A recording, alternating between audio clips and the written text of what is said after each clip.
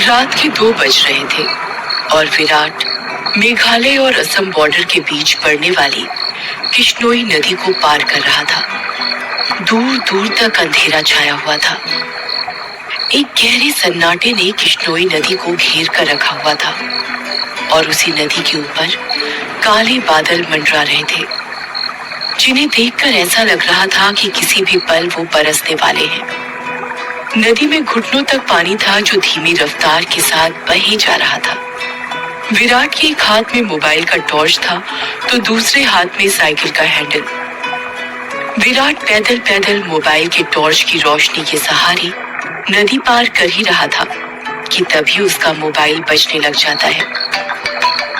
Virat phone उठाते हुए कहता है, हाँ वंदना, बोलो। मोबाइल के अंदर से एक औरत की आवाज सुनाई देती है। कहाँ तक पहुंचे आप जी? किश्नोई नदी तक पहुंच गया हूँ वंदना, बस ये किश्नोई नदी पार की और फिर मैं सीधे तुम्हारे पास। वंदना की घबराते हुए आवाज सुनाई देती है। क्या कहा? किश्नोई नदी पार कर रहे हो आप? और नहीं तो क्या, अब तुम्हें तो पता ही है कि बंगला मुडा गांव से रोगंका मुचा गांव जाने का एकमात्र यही रास्ता है और वो भी नदी पार करके जाना पड़ता है। आपको इतनी रात में वापस नहीं आना चाहिए था, ग्रेवयार्ड कोठी में ही रुक जाना चाहिए था। आपको पता है ना नदी के पास वो घूमती है। विराट हैरानी के साथ पूछता है, वो घूमती है मतलब? आपको सब पता है पर फिर भी आप जानबूझकर ऐसा बोल रहे हैं ना? माँ जी ने बताया था ना कि नदी पार करते वक्त उसका नाम नहीं लेना चाहिए वरना वो सच में आ जाती है। वंदना, तुम भी ना कहाँ माँ की बातों में आ गई। लगता है माँ ने तुम्हें भी यक्षिणी की कहानी। विराट अपनी बात पूरी करता उससे पहले ही वंदना घबराते हुए कहती है, चुप हो जाओ जी। हे काली माँ, मेरे पति की रक्षा करना और अनजाने में इनसे जो अनर्थ हुआ है उसके लिए माफ कर देना। अब ये कभी उसका नाम नहीं लेंगे। विराट हंसते हुए कहता है, क्या वंदना, तुम भी ना, ये यक्षिणी वक्षिणी कुछ नहीं होती, समझी तुम? ये सब बस मनगढ़ंत बातें हैं जो गांव वालों ने बनाई है और कुछ नहीं। आप नहीं मानते तो मत मानिए, पर मैं तो मानती हूँ। आप ना जल्दी से आ जाइए बस। हाँ वंदना, आ रहा हूँ, बस ये नदी तो पार कर लूं पहले। अच्छा मैं रखती हूँ। अरे ऐसे कैसे? तुम्हें नहीं लगता तुम कुछ भूल रही हो? मैं भूल रही हूँ? क्या भूल रही हूँ? यक्षिणी के बारे में याद रख सकती हो, लेकिन ये याद नहीं रख सकती कि आज हमारी शादी की सालगिरह है। गलती हो गई जी, माफ कीजिएगा। आपकी फिक्र में तो मैं भूल ही गई थी। विराट मुंह बनाते हुए कहता है, अब भूल गई थी तो उसकी सजा तो मिलेगी तुम्हें। सजा के लिए तैयार रहना। वंदना प्यार से पूछती है, अच्छा तो क्या सजा देंगे आप? तुम्हारी सजा ये है कि तुम्हें आज रात भर जागना पड़ेगा। वंदना शर्मा जाती है और शर्माते हुए कहती है, आप भी ना कैसी कैसी बातें करते हैं आप। अरे अपनी पत्नी से ऐसी बातें नहीं करूंगा तो किससे करूंगा? ठीक है, आ जाइए, मैं इंतजार कर रही हूँ आपका, जल्दी आना। वंदना फोन कट कर देती है और विराट वापस से नदी पार करने लग जाता है।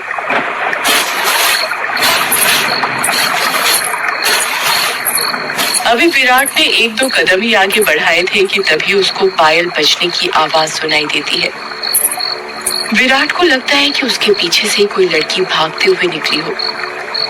पायल की आवाज सुनकर विराट जहां पर था वहीं पर रुक जाता है और पीछे मुड़कर देखने लग जाता है। जब वो पीछे मुड़ता है तो सिवाय अंधेरे के उसे कुछ दिखाई नहीं देता। उसके पीछे कोई नहीं था।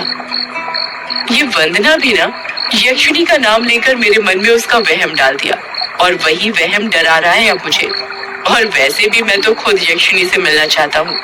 बड़े चर्चे सुने हैं उसके, सुना है बड़ी खूबसूरत है। इतना कहकर विराट वापस से आगे बढ़ने लग जाता है। विराट मुश्किल से अभी 1-2 कदम चला ही था कि तभी उसे नदी के किनारे पर एक काला साया दिखाई देने लग जाता है।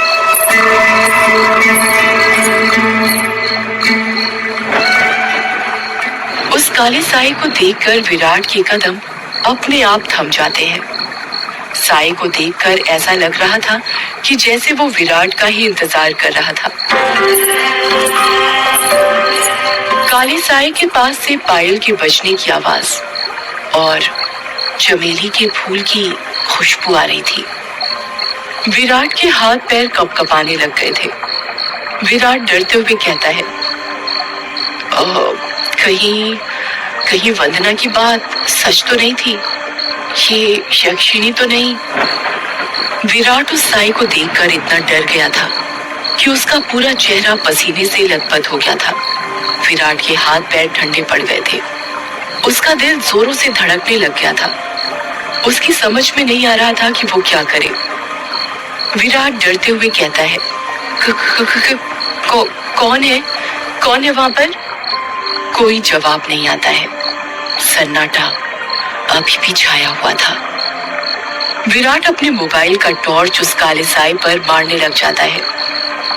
जब उस टॉर्च की रोशनी उस काले साए पर पड़ती है तो विराट देखता है कि वो साया किसी और का नहीं बल्कि एक लड़की का था। नदी के किनारे पर एक बहुत ही खूबसूरत लड़की खड़ी थी जिसकी उम्र करीब 24 साल और लंबाई 5 फीट 2 इंच थी। उसकी लंबी सी गर्दन, गुलाबी से होंठ, बाल खुले हुए जो उसकी कमर तक आते थे, उसका गोरा बदन और उसी गोरे बदन पर उसने काली साड़ी पहन रखी थी। वो लड़की किसी अप्सरा से कम नहीं लग रही थी। वो इतनी खूबसूरत थी कि कोई भी मर्द उसका रूप देखकर अपनी हदों को भूलकर उसकी बाहों में मदहोश होना चाहे। वो लड़की अपने हाथ से विराट को इशारा करते हुए अपने पास बुलाती है। उस लड़की को देखकर विराट भूल गया था कि यक्षिणी जैसी कोई चीज भी होती है। विराट अपनी साइकिल को वहीं पर छोड़ देता है और जल्दी जल्दी उस लड़की के पास जाने लग जाता है, जैसे उसके बदन में कोई आग लग गई हो। विराट उस लड़की के पास जाकर उससे धीरे से पूछता है, कौन हो तुम और यहाँ पर क्या कर रही हो? क्या नाम है तुम्हारा? लड़की अपने चेहरे पर मुस्कान लाते हुए कहती है, नाम में क्या रखा है? जो रखा है काम में रखा है। कैसा काम? लड़की विराट की आंखों में देखते हुए कहती है, वही काम जो तुम घर पर जाकर अपनी पत्नी के साथ करने वाले थे। तुम उसे आज रात भर जगाना चाहते थे ना? क्या तुम मुझे नहीं जगाओगे? उस लड़की की आंखों में एक नशा सा था जिसे देखकर विराट सब कुछ भूल गया था। ऐसा लग रहा था जैसे वो उसके वश में आ गया हो। विराट भी उस लड़की की आंखों में देखते हुए कहता है, हाँ क्यों नहीं, मैं तुम्हें आज रात क्या कल परसों नरसों हमेशा जगा कर रखूंगा, कभी नहीं सोने दूंगा तुम्हें। इतना कहते ही विराट उस लड़की को अपने सीने से सटा लेता है और अगले ही पल दोनों नदी की रेत पर निर्वस्त्र पड़े हुए थे। दोनों के जिस्मों की गर्मी से रेत उनके शरीर पर चिपक गई थी।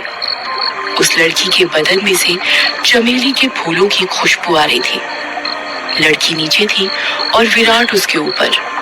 विराट के माथे की पसीने की बूंद ये साफ जाहिर कर रही थी कि वो थक चुका था और उसके बदन की सारी ताकत खत्म होने वाली थी। पर उस लड़की का चेहरा देखकर ऐसा लग रहा था जैसे अभी कुछ हुआ ही नहीं था। उसके अंदर की प्यास अभी नहीं बुझी थी। विराट अपने चरमोत्कर्ष अवस्था में पहुंचने वाला था और कुछ ही पलों में वो उस लड़की के बदन पर ध्वस्त होने वाला था। तभी उसकी नजर उस लड़की के वक्ष पर पड़ती है और वो देखता है कि उस लड़की के वक्ष पर धीरे धीरे झुर्रियां आने लगी थी।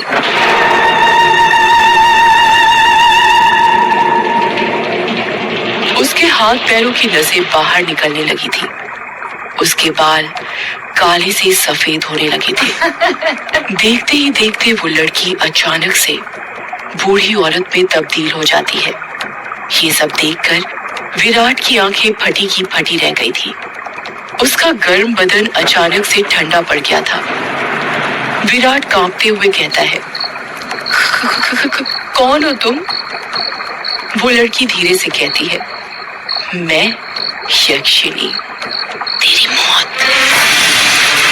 ये सुनकर विराट के रोंगटे खड़े हो जाते हैं और वो झट से उससे दूर हटने लगता है। पर उसी वक्त यक्षिणी उसे अपने दोनों हाथों से पकड़ लेती है और कहती है, अभी कहाँ जा रहे हो प्रियतम? मेरी प्यास अभी बुझी नहीं है। तुम तो मुझे कल, परसों, नरसों हमेशा तक जगाना चाहते थे ना?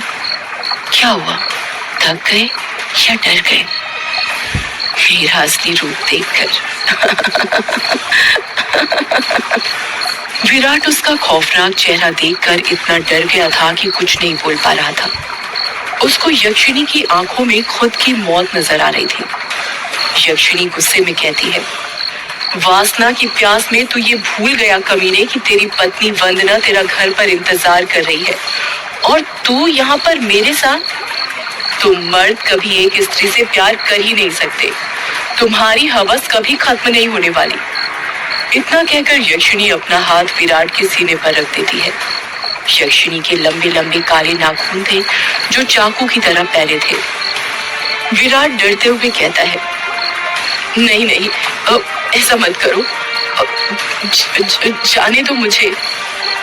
जाने ही तो दे रही हो, भोली बहन टोला, भोली बहन टोला। इतना कहकर यक्षिणी अपना हाथ विराट के सीने के अंदर घुसा देती है और उसी वक्त जोर से काले बादल गरजने लगते हैं और बारिश होने लगती है। विराट के शरीर का खून नाखूनों के सहारे यक्षिणी के शरीर में जाने लगता है। जैसे जैसे खून यक्षिणी के शरीर के अंदर जा रहा था, वो वापस से जवान होती जा रही थी। यक्षिणी वापस से अपने पुराने रूप में आ गई थी और विराट का शरीर सूखकर सफेद पड़ गया था। उसके अंदर खून की एक बूंद तक नहीं थी, पर उसकी धड़कनें अभी भी चल रही थी। यक्षिणी अपना मुंह विराट के कान के पास ले जाती है और फुसफुसाते हुए कहती है, राम रो न राम रो, राम रो न राम रो। इतना कहकर यक्षिणी अपना खून से सना हाथ विराट के सीने से बाहर निकालने लग जाती है। जैसे ही यक्षिणी अपना हाथ विराट के सीने से बाहर निकालती है, विराट अपना दम तोड़ देता है, क्योंकि यक्षिणी के हाथ में विराट का दिल था जो सिकुड़ चुका था। अगले ही पल यक्षिणी विराट का दिल लेकर गायब हो जाती है, ठीक उस तरह जिस तरह बारिश की बूंदें होती हैं।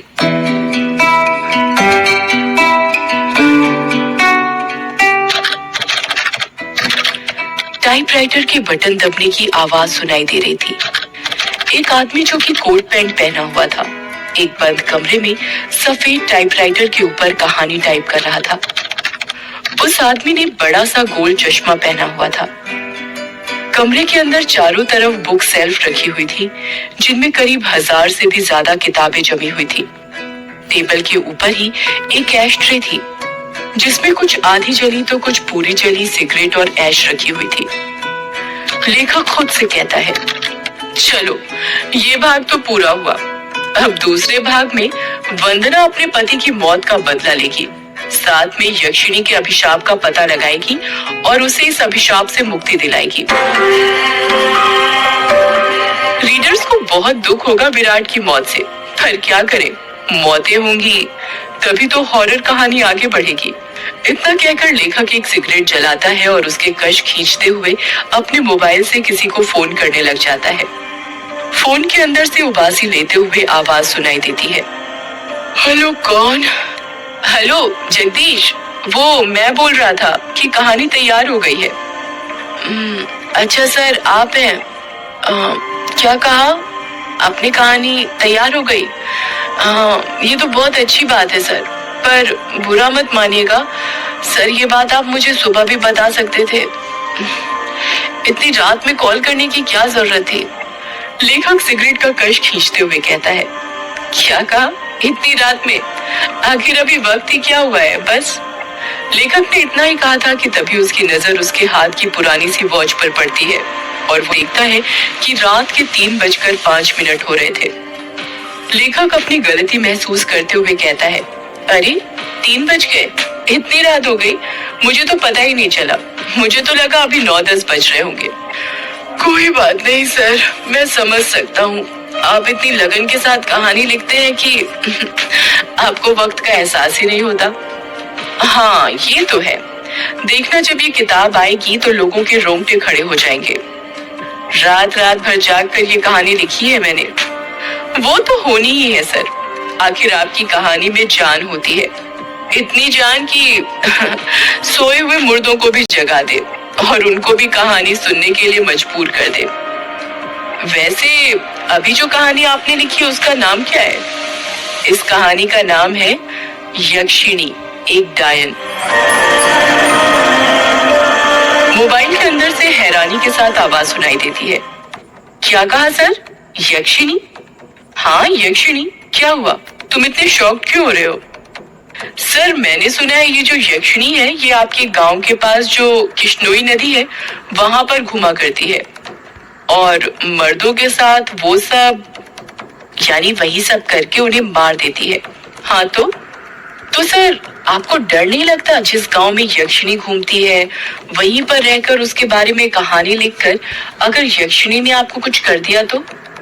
जगदीश, यक्षिणी इतनी बुरी नहीं होती जितना गांव के लोग और तुम सब समझते हो।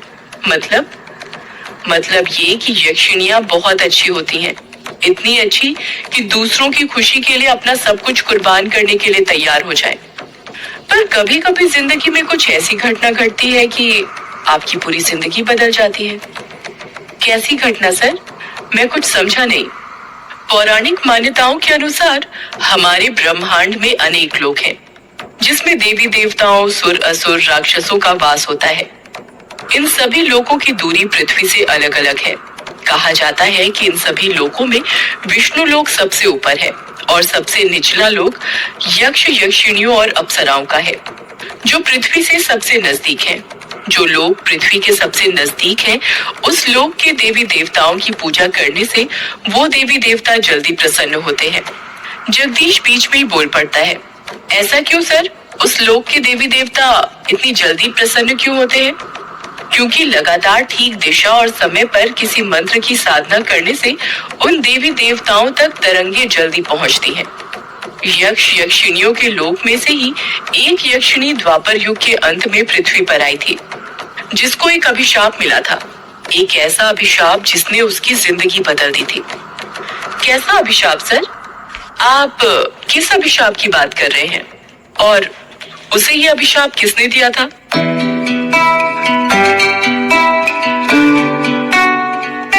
एक दूसरे लोक से पृथ्वी पर आई यक्षिणी को एक अभिशाप मिला था। आखिर क्या था वो अभिशाप और किसने दिया था? जानने के लिए सुनिए यक्षिणी, एक डायन। सदियों से है पुरानी ये है यक्षिणी